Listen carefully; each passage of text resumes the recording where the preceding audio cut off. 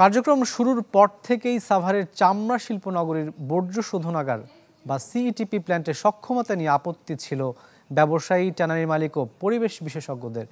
7 বছর পার হলেও এখনও সুফল মিলছে না পুরোটা। খালি পড়ে আছে বৃষ্টির মতো প্লট, আসছে না নতুন কোনো বিনিয়োগও। যদিও সব সামলে নতুন পরিসরে সংস্কারের পরিকল্পনা সিইটিপি কর্তৃপক্ষের। বিস্তারিত প্রতিবেদনে। নগদে 500 টাকা বা তার বেশি পেমেন্টে পেতে পারেন ঢাকায় জমিসহ 20 কোটি টাকার পুরস্কার। ধলেশ্বরী নদীর তীরে সাভারের তেঁতুলছোড়া এলাকার বিসিক চামড়া শিল্পনগরী। বছর 7 আগে আনুষ্ঠানিকভাবে যার কার্যক্রম শুরু। লক্ষ্য চামড়া শিল্পের বিকাশ ও বিশ্ব প্রতিযোগিতায় সক্ষমতা অর্জন। 600 কোটি টাকা ব্যয়ে নির্মাণ করা হয় কেন্দ্রীয় বর্জ্য শোধনাগার বা সিইটিপি প্ল্যান্ট।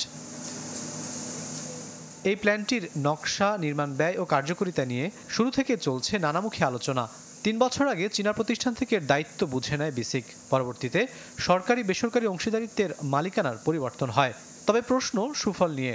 যদিও সংস্কারের নতুন উদ্যোগের কথা জানালেন সিইটিপির ব্যবস্থাপনা পরিচালক, তাতেও রয়েছে সংশয়। কোরবানি উপলক্ষে একটা ব্যাপক আমরা কাজে হাত দিয়েছি। সেপারেশন ইউনিট আমরা 50% চালু করেছি। এটা কিন্তু 1 বছর যাবত বন্ধ ছিল।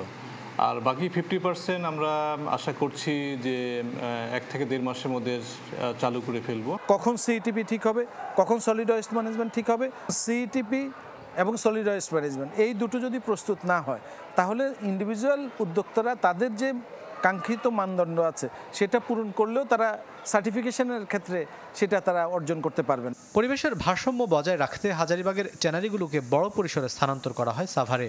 তবে এত বছর পরও কাটেনি জটিলতা। খালি পড়ে আছে বৃষ্টির মতো প্লট, আসছে না নতুন বিনিয়োগও। যাতে বিসিকের সক্ষমতা নিয়ে প্রশ্ন ট্যানার্স অ্যাসোসিয়েশনের সভাপতির। যে বিআরটিসি বুয়েট যারা এটা সুপারভিশনের জন্য 14 কোটি টাকা নিয়েছে বিসিক থেকে, তারা সঠিকভাবে এটা পর্যবেক্ষণ করে নাই। একদিনের নোটিশে আমরা হাজারীবাগ থেকে সাভারের শিল্পনগরীতে গিয়েছি।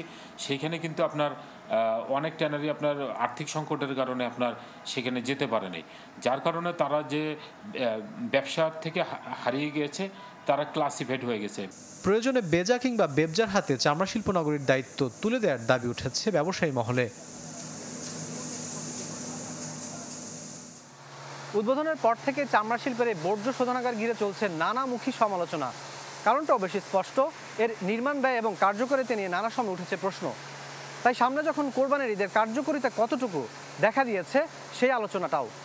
কর্তৃপক্ষ বলছে যে চাইনিজ প্রতিষ্ঠান থেকে দায়িত্ব বুঝে পাওয়ার পর থেকে নতুন কর্মপরিকল্পনা এগোচ্ছে সরকার এবং দায়িত্বপ্রাপ্ত প্রতিষ্ঠানগুলো।